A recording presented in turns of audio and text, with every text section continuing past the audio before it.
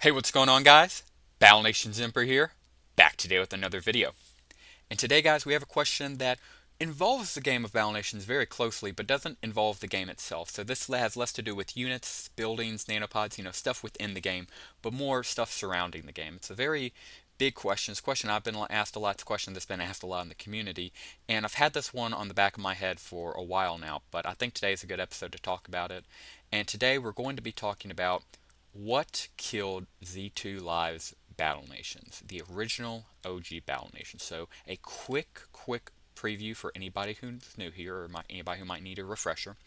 Battle Nations is a 2011 mobile game made by Z2Live, a Seattle-based video game company, and it was their premier launch game. They had other games like Metal Storm and Trade Nations, but Battle Nations was by far the most popular. They did extremely successful. It was a great, fantastic game. It got featured on the App Store multiple times, and eventually all of Z2, the entire parent company of Z2, was bought out by King. King being the makers of popular games like Candy Crush, another very big gaming industry. King bought them out, and it wouldn't be long before they would announce the shutting down of all Z2 Live games and all Z2 Live servers, thus killing Metal Storms, Trade Nations, and of course, Battle Nations. We know this. This is why, we're here, per se.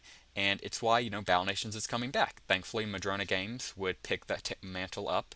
And here we are in 2025 with Battle Nations not only alive again, you can play it again, the open beta on Patreon, but also it's going to be fully released. It's coming back on Google Play Store, App Store, Android Store. That's the same thing, and Steam altogether. Cool. But I think there's a very good question to be asked of what killed Battle Nations, and more specifically, what killed all of Z2's games. Because obviously you could just say, well, the buyout and the shutdown, but I think it's a little bit deeper than that. And I wanted to make this little video discussing it and just talking about, what it could have been. So starting off with the elephant in the room, I can't believe I'm saying this, but I don't think it was all King's fault. Don't be wrong, there's certainly stones to be cast, and if you disagree with that, I'm not going to fight you over it. Like, if you think Z2's to blame, if you think Z2's death is to be blamed on King, 100%, that's a perfectly fair assessment. But I think there's more to here because why would you buy out another gaming studio like King did to Z2 and then just kill all of their games, Of course, they harvested the developers. That's an open secret at this point, but that's nothing, to be ashamed of. And also, it wouldn't make sense for them to kill it if it was a profitable, successful game. So, begs the question, why did it happen? And I think that it's threefold, and it comes down to one of these three, and whichever you believe, it's perfectly fine. We can talk about it in the comments below as long as you're respectful towards everybody and we're, keeping it on Battle Nation subject. Anything goes in the comments below. But I think there's a good statement to be it's one of these three. Starting off with one, the other Z2 properties weren't doing so well. So Metal Storm and Trade Nations were probably the best, but look at all these Z2 games. I'm throwing them up on screen real quick. There were a lot of them, and some of them not weren't just profitable. I mean, they were straight up money sinks. They were online games, so they had to have servers up. You had to be able to store player information, player data, all that stuff.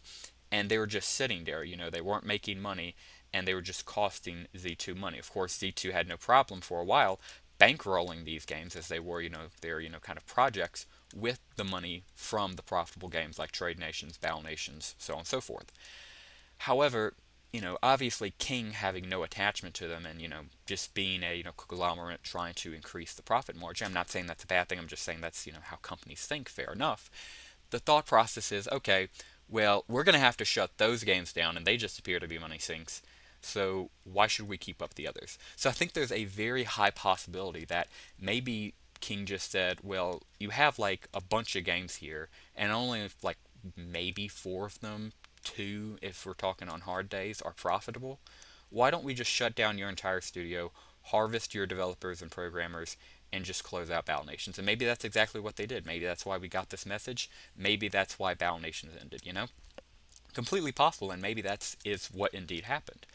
However, I don't think this is what happened simply due to the factor that I think it would have made so much more sense to have just kept Battle Nations, Metal Storm, and any other profitable IPs, and then shut down the others. If that was the thought process going forward, I have no clue why King would go, well, actually, let's just kill the entire Z2 project if it wasn't something deeper than that. So while this definitely could be the reason, I personally just don't believe so. Now, the second very highly possible reason it could have been is to assert dominance. This is kind of the meaner one, and this is the one I didn't elate to, but it very well could have been the reason. So, what this basically states is after buying out all of Z2 and owning the company, they may have just said, okay, we love our games, we love Candy Crush, we love Peggy, we love whatever else King makes, right? We're going to get your developers, you have some talent, but we're going to close you out. Straight up, we're going to close you out. You're going to be making King games. And I can't remember it for the life of me. I'll throw an image up on it when I find it after this video. But there is a King game that was made very shortly after the closing of Battle Nations. I remember basically all of Battle Nations, Metal Storm, and Trade Nations developers being on that game. And it's also worth mentioning too. I'll go ahead and throw the image back up on screen. And if you would look at this part right here, I'll zoom in on it. The first King US studio. I thought that was crazy because I genuinely thought King had already made a US base. But no, when they bought out the satellite, or when they bought out the Seattle, that was their satellite. So of course they had their HQ was foreign, but that was their first gaming studio in the US. So it would make perfect sense that not only would they want to make new games with this studio, they would also want to establish themselves in the US with this studio since they, just spent so much money to get it. So I think there's a very good justification and argument to be made that they went into this thinking, we don't care if your games are profitable. We don't care if people like your games. We're buying you out. You are a US studio. We don't want people to think Metal Storm and Battle Nations are anything to do King related, even though they are. We're just going to shut you out. And they did that. Very possible. So, again, I don't think this is what happened, but I know a lot of people who die hard believe this is the case. And if you're one of those people, completely understandable. I don't blame you, dude. And dude, I think you have a very strong justification to make. In fact, if you would like to go in the comments below and respectfully make your case, I would encourage you to do so because I used to be in that boat for a while. I think it does have some legitimately. I just don't think it's the full story. What is the full story? Well, as much as it pains me to say it, I think for number 3, the most likely reason Z2 and all of their properties were shut down was because, unfortunately, it was just the trajectory of the game and it was already losing steam. I didn't want to say this one. This is why I made it 3. It's the hardest one for me to say, but also, as much as it pains me to say, this is probably what happened. If you were there, an OG Battle Nations player, I think most of us can attest to, those first few years from like 2011 to I'd say like 2013-14 were perfect. Just perfect. You know that Homelander meme? That was me playing peak Battle Nations. That was just so good. It was incredible. And somewhere along the way, you can argue what that point was. It started going downhill. Boss strikes started repeating. They went from every single boss strike having a brand new character to bringing some characters back. It started slowly, just a return of a character here and there. But then it also had the boss strikes repeating units. So instead of getting 3 new, aircraft like we did every single boss strike, they repeated one here or there. And it just kept slowly going downhill until we're like the last 4 or 5 boss strikes were all repeated characters and all repeated aircraft. There was no new characters, no new aircraft, completely recycled content. And I think you can also see that with the limited edition units. Some of the earlier on ones, you got the special ops, you got the legendary animals, which we just discussed. You got all of these cool, awesome legendary units. I mean, I say legendary, but you got limited edition units that were icons, that were beloved by the community. People would go on and make YouTube videos about them.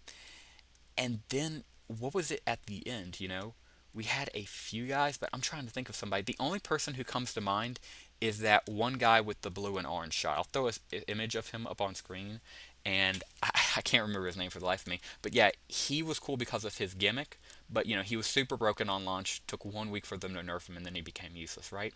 But besides him, I can't think of any late game content that was released for Z2's Battle Nations at the end there that made me go, oh, cool, this reminds me of peak Battle Nations. Or, oh, this really feels like, Battle Nations coming back. No, I even remember as a kid going, man, Battle Nations is in a rough patch, but I'm sure they'll get out of it. I'm sure it'll be fine. It didn't end up being fine, but that was the thought process I had.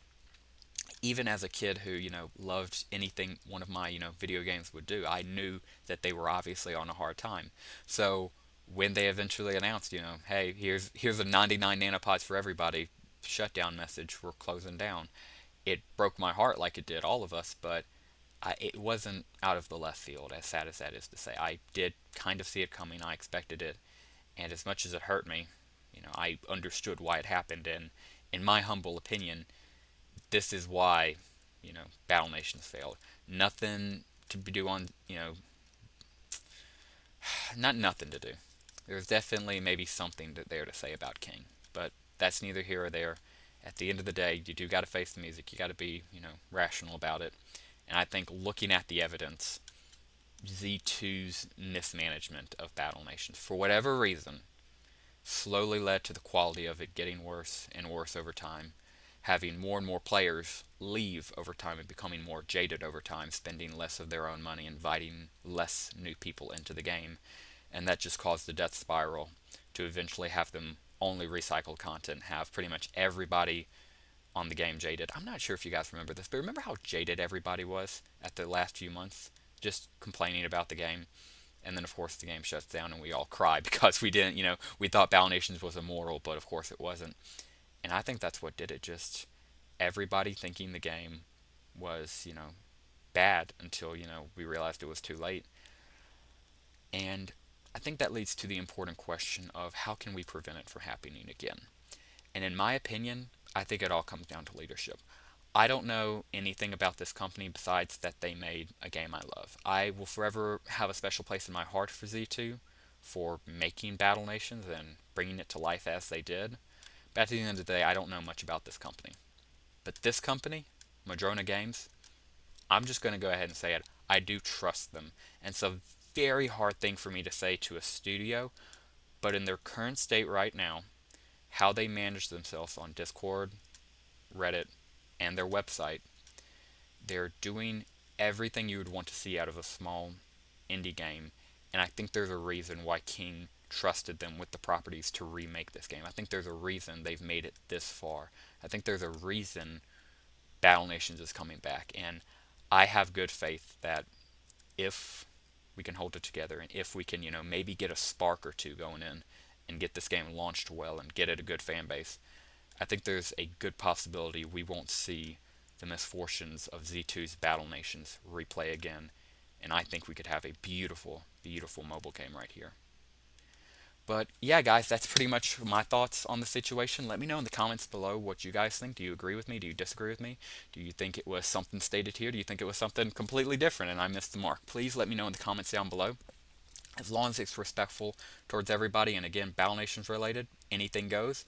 But yeah, that will just about do it, guys. Thank you so much for watching this video. If you made it this far, I greatly appreciate you. Please consider dropping a like down below and subscribing to the channel if you are new. And with all that being said, that will do it for us today, guys. Thank you very much for watching, and as always, have a great rest of your day.